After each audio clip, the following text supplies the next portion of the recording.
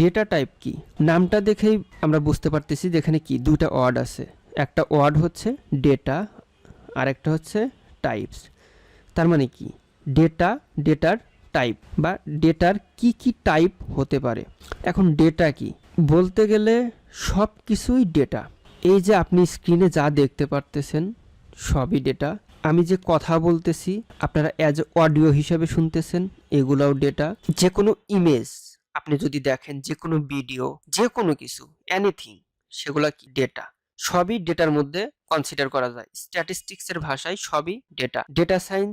Data সায়েন্সের খুব important এবং খুবই ইম্পর্টেন্ট বা বেসিক যে রুট যে জিনিসটা সেটা হচ্ছে ডেটা। সবকিছুকে আমরা ডেটা দিয়ে ডিনোট করতে পারি। তো এই ডেটার কি কি টাইপস হতে পারে বা কি কি টাইপসের ডেটা হতে পারে সেটাই হচ্ছে কি, সেগুলো নিয়েই হচ্ছে ডেটা টাইপস। প্রতিটা প্রোগ্রামিং ল্যাঙ্গুয়েজেই ডেটা টাইপস আছে।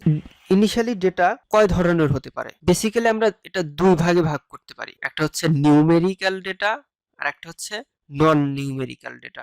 নিউমেরিক্যাল ডেটা আর একটা হচ্ছে নন নিউমেরিক্যাল ডেটা। এই যে দেখেন আমাদের এখন যখন এখানে লিখতেছি বারবার, তখন কিন্তু প্রতিটা লাইনে আমাদের একটা করে হ্যাশ দিতে হচ্ছে কমেন্ট করার জন্য।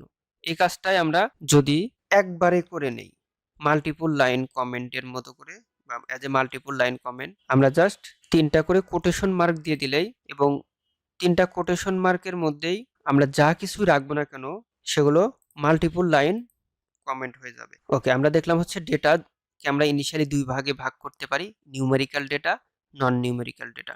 নিউমেরিক্যাল ডেটা বলতে কি বোঝাচ্ছে? নামটা দেখে আমরা বুঝতে পারতেছি যে এটা কি নিউমেরিক বা সংখ্যাভিত্তিক ডেটা। তো সংখ্যা রিলেটেড বা ডিজিট রিলেটেড যে কোনো ডেটা সবই হচ্ছে নিউমেরিক্যাল ডেটার মধ্যে। আচ্ছা, নিউমেরিক্যাল ডেটা কি কি ধরনের হতে পারে? একটা হতে পারে ইন্টিজার টাইপ, আর একটা হতে পারে ফ্লোট টাইপ, আর একটা হতে পারে কমপ্লেক্স টাইপ ডেটা। এখন ইন্টিজার টাইপ ডেটা কি?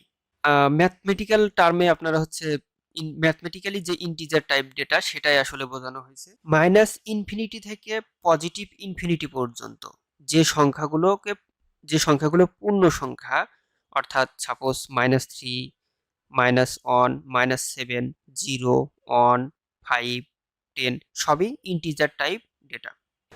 ফ্লোট টাইপ ডেটা, ফ্লোট বা fraction type data. Fraction type data হচ্ছে কি ভগ্নাংশ ডেটা, যেগুলা সাপোজ 2.5, 7.0, 5 পয়েন্ট।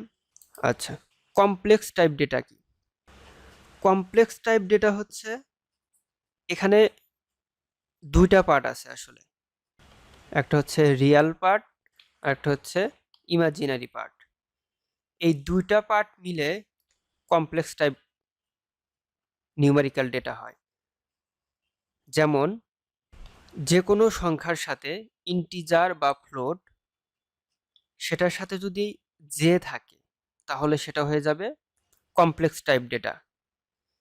ইমাজিনারির কারণেই এই জে চলে আসে। এখন এই জেটা কেন বা কিভাবে চলে আসে? আপনি যদি কোনো নেগেটিভ ভ্যালুকে স্কয়ার রুট করেন তাহলে এই ইমাজিনারি ভ্যালু চলে আসবে। সাপোজ -1কে যদি স্কয়ার রুট করেন তাহলে ইমাজিনারি ভ্যালু চলে আসবে। -1কে স্কয়ার রুট করলে বা যে কোনো নেগেটিভ ভ্যালুকে স্কয়ার রুট করলে ইমাজিনারি ভ্যালু চলে আসে। আচ্ছা, এগুলো গেল আমাদের হচ্ছে নিউমেরিক্যাল টাইপ ডেটা। নন নিউমেরিক্যাল ডেটা, ডেটাকে আমরা দুই ভাগে ভাগ করছি, একটা নিউমেরিক্যাল, একটা হচ্ছে নন নিউমেরিক্যাল। তাহলে এক পার্ট যদি নিউমেরিক্যাল হয় তাহলে আমরা ইজিলি বলতে পারি যে এই নিউমেরিক্যাল ডেটা বাদ দিলে বাকি যা থাকবে সব কি হবে? নন নিউমেরিক্যাল ডেটা।